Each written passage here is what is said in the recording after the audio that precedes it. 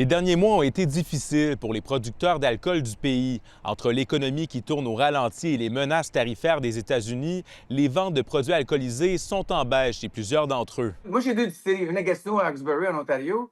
C'est tough. Dans le dernier 5 ans, les ventes ont baissé de 20-40 On a besoin de toute l'aide possible. C'est bien important d'encourager vos distilleries. Je le vois, là, les ventes ont baissé de 40 Puis ça ne sera pas mieux dans les prochains 5 ans. Mais cette semaine, le Québec a choisi de ne pas signer l'accord pan-canadien sur la vente d'alcool entre les provinces, contrairement aux 9 autres provinces réunies au Conseil de la Fédération à Charlottetown. L'entente vise à permettre aux brasseurs et distillateurs de vendre directement leurs produits aux consommateurs du reste du pays.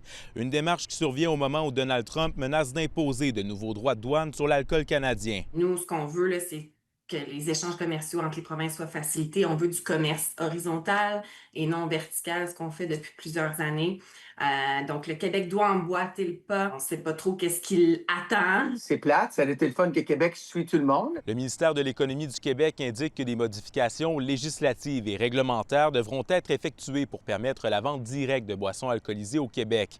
Pour sa part, le Parti libéral du Québec accuse le gouvernement Fréchette d'oublier les producteurs locaux. Le Québec se retrouve exclu de cette entente-là. Et pourquoi?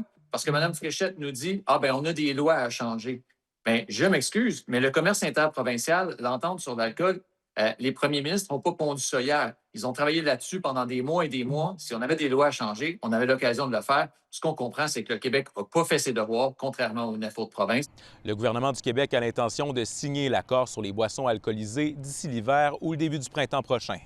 Ici Félix Pilon, Radio-Canada, Ottawa.